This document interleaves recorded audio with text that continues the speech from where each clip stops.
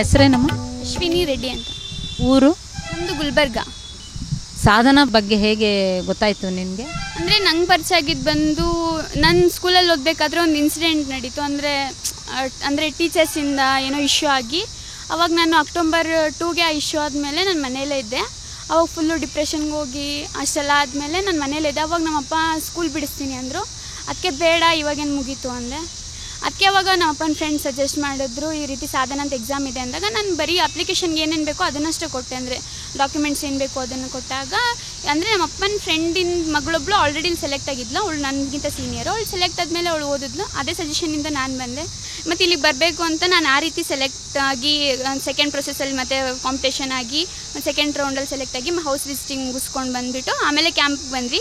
ಕ್ಯಾಂಪಿಗೆ ಬಂದ ಮೇಲೆ ಸೆಲೆಕ್ಟ್ ಆದ್ವಿ. ಸೆಲೆಕ್ಟ್ ಆದಾಗ ನಮ್ಗೆ ಹಿಂಗೆ ಫ್ರೆಂಡ್ ಫೋನ್ ಹಚ್ಚಿ ಹೇಳಿದ್ದು ನಿಂದು ಬಂದಿದೆ ನೋಡು ಅಂದರೆ ನಾವು ಒಂದೇ ರೂಮಿಂದ 7 ಜನ ಸೆಲೆಕ್ಟ್ ಆದ್ವಿ. ಆ 7 ಜನದಲ್ಲಿ ಒಬ್ಬಳು ನಂಗೆ ಫೋನಲ್ಲಿ ಮಾಡಿ ಹೇಳಿದ್ದು ನೀನು ಸೆಲೆಕ್ಟ್ ಆಗಿದೆಯಾ ಅಂತ ಹೇಳಿದಾಗ ನಮ್ಮ ಅಪ್ಪಂಗೆ ಒಂಥರ ಖುಷಿ. 2 ವರ್ಷ ಇಲ್ಲಿ ಟೀಚಿಂಗ್ ಕೋರ್ಸ್ ಮಾಡಿದ್ದೀರಾ, ಇಲ್ಲಿ ಅನುಭವಗಳನ್ನು ಹೇಳ್ಬೋದಾ?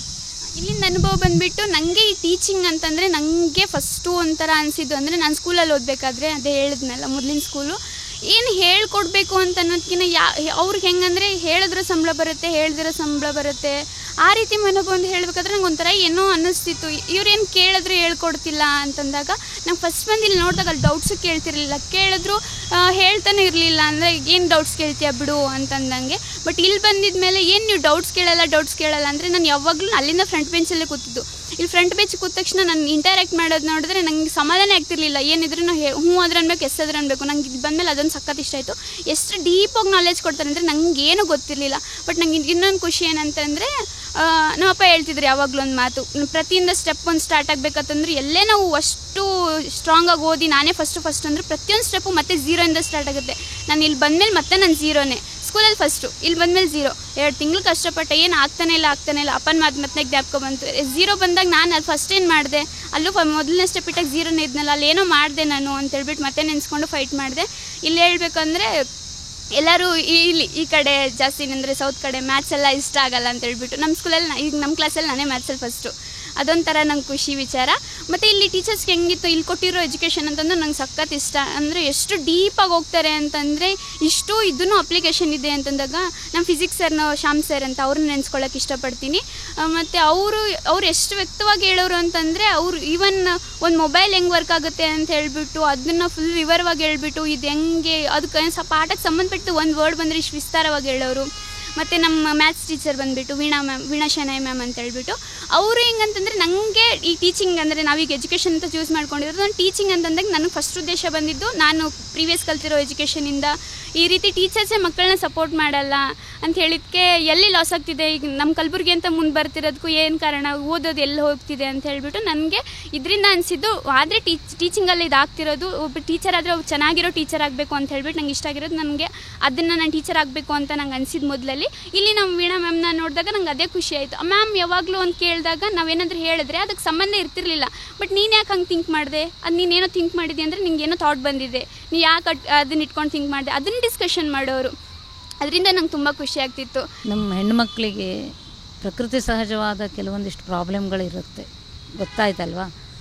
ಅದಕ್ಕೆ ಇಲ್ಲಿ ಯಾವ ರೀತಿ ವ್ಯವಸ್ಥೆ ಇತ್ತು, ಅದಕ್ಕೇನಾದ್ರು ಶಿಕ್ಷಣ ಅಥವಾ ನಿಮಗೆ ಯಾವ ರೀತಿಯಲ್ಲೂ ತೊಂದರೆ ಆಗದಿರೋ ಹಂಗೆ ಮೆಡಿಕಲ್ ಫೆಸಿಲಿಟೀಸು ಅದು ಯಾವ ರೀತಿ ಎಲ್ಲರೂ ಇತ್ತಾ ಇಲ್ಲಿ, ಏನಾದರೂ ಅಥವಾ ತೊಂದರೆ ಅನ್ನಿಸ್ತಿತ್ತಾ ನಿಮಗೆ? ಆ ವಿಷಯಕ್ಕೆ ಬಂದಾಗ ನಮಗೇನು ತೊಂದರೆ ಅನ್ನಿಸ್ಲಿಲ್ಲ. ಯಾಕಂದರೆ ನಮ್ಮ ಮಾತಾಜಿ ಅಂತೂ ಫುಲ್ ಆಯುರ್ವೇದಿಕ್ ಎಲ್ಲ ಗೊತ್ತಿರೋರು. ನಮ್ಮ ಪ್ರತಿ ಸರಿ ಆ ರೀತಿ ಏನಾದರೂ ಸಮಸ್ಯೆ ಬಂದಾಗ ಇಲ್ಲಿ ನಮಗೆ ವೆಲ್ನೆಸ್ ರೂಮ್ ಅಂತಲೂ ಇದೆ.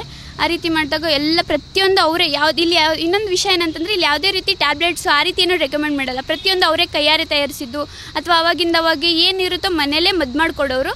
ಅದರಿಂದ ತಕ್ಷಣವೇ ಕಡಿಮೆ ಆಗೋದು. ಇಷ್ಟು ಶಾರ್ಟ್ ಪೀರಿಯಡಲ್ಲಿ ರೆಸ್ಟ್ ತೊಗೊಂಡು ಅಷ್ಟು ಬೇಗ ಹುಷಾರಾಗ್ತಿದ್ವಿ.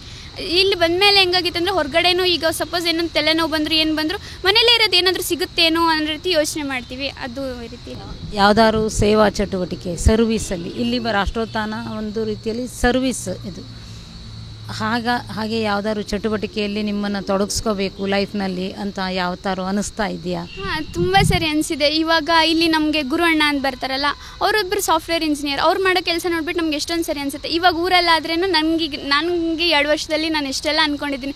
ಸಪೋಸ್ ಇವಾಗ ಅದನ್ನು ಹೋದರೆ ಯಾಕೆ ಊರಲ್ಲಿ ದೊಡ್ಡವ್ರು ಏನಾದರೂ ನಡೆಸಿರ್ಬೇಕಾದ್ರೆ ನಾನೇ ಒಂದ್ಸರಿ ಮಾತಾಡಬಾರ್ದು ಅವ್ರ ಜೊತೆ. ಈ ರೀತಿ ಇದೆಲ್ಲ ನಮ್ಮ ಹತ್ರ ಎಜುಕೇಷನ್ ಹಿಂಗಿಲ್ಲ, ನೀವೆಲ್ಲ ಸೇರ್ಕೊಂಡು ಯಾಕೆ ಒಂದು ರೀತಿ ಮಾಡಬಾರ್ದು ಅಂತ.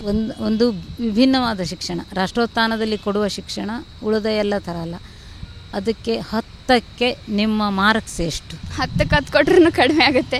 ಎಲ್ಲ ರೀತಿ ಇಲ್ಲಿ ಎಜುಕೇಷನ್ ಅಂತಂದಾಗ ಯಾವಾಗ ಇಲ್ಲಿ ನೋಡಿದಾಗ ಹೆಂಗಿರುತ್ತೆ ಅಂತಂದರೆ, ಸಪೋಸ್ ಬರೀ ಎಜುಕೇಷನ್ ಅನ್ನೋದಕ್ಕಿಂತ ಪ್ರತಿ ಓದೋ ವಿಷಯದಲ್ಲಿ ಏನೇ ವಿಷಯದಲ್ಲಿ, ಈಗ ನಾವು ಸ್ಕೂಲ್ ಲೆವೆಲ್ ಅಂತಂದರೆ ಹೆಂಗೆ ಹೇಳಿದ್ರೆ ಟೀಚರ್ಸ್ಗೆ ಒಂದು ರೀತಿ ಯಾವಾಗ ಎಕ್ಸೆಪ್ಟೇಷನ್ಸ್ ಬರುತ್ತೆ ಅಂದರೆ, ಅವರು ಟೀಚರ್ಸ್ಗೆ ಖುಷಿ ಆಗೋದು ಯಾವಾಗಂದರೆ ಯಾರು ಮಾರ್ಕ್ಸ್ ತೆಗಿಬೇಕು ಅವ್ರು ಅಂದ್ಕೊಂಡಿರೋರು ತೆಗ್ದಾಗ ಮಾತ್ರ ಅವ್ರಿಗೆ ಖುಷಿ ಆಗುತ್ತೆ, ಅದೊಂದಿರುತ್ತೆ. ಬಟ್ ಇಲ್ಲಿ ಬಂದಾಗ ಹಿಂಗಲ್ಲ, ನೀನು ಯಾರ ಹೆಸರು ಗೊತ್ತಿಲ್ಲ, ನಿನ್ಗೆ ಯಾರು ಗೊತ್ತಿಲ್ಲ, ಎಲ್ಲನೂ ಗೊತ್ತಾಗ್ತಾರೆ, ಪ್ರತಿಯೊಂದು ಕೆಳಗಿಂದನೂ ಬರ್ತಾರೆ.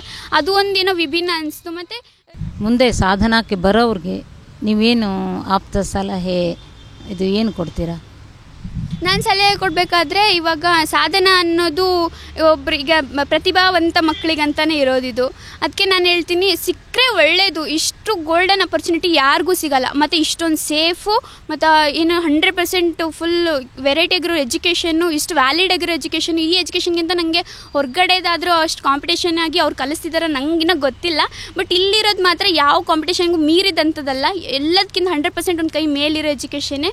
ಅಷ್ಟು ನಾಲೆಜಬಲ್ ಟೀಚರ್ಸ್ ಇದ್ದಾರೆ, ಅಷ್ಟು ನಾಲೆಜಬಲ್ ಪರ್ಸನ್ಸ್ ಇದ್ದಾರೆ, ಎಷ್ಟೊಂದು ದೊಡ್ಡ ವ್ಯಕ್ತಿಗಳು. ಅವ್ರು ಕೊಡೋ ನಾಲೆಜು ಯಾರಿಗಿಂತನೂ ಕಡಿಮೆ ಇಲ್ಲ ಅಂತ ಹೇಳ್ಬಿಟ್ಟು ಇಲ್ಲಿ ಸಿಗೋದಕ್ಕಿಂತ ಇಲ್ಲಿ ಸಿಕ್ಕರೆ ನೀನು ಯಾವ ಯೂಟ್ಯೂಬ್ ಚಾನಲ್ ಬೇಕಾಗಲ್ಲ, ಏನೂ ಬೇಕಾಗಲ್ಲ, ಯಾವ ಹೊರಗಡೆ ಹೋದ್ರೂ ಸಿಗೋಕ್ಕಾಗಲ್ಲ ಅಂತ ಹೇಳ್ಬಿಟ್ಟು ಸಜೆಸ್ಟ್ ಮಾಡ್ತೀನಿ. ಇದು ಸಿಕ್ಕರೆ ಬಿಟ್ಕೊಡೋ ಮಾತೇ ಇಲ್ಲ ಅಂತ ಹೇಳಿ.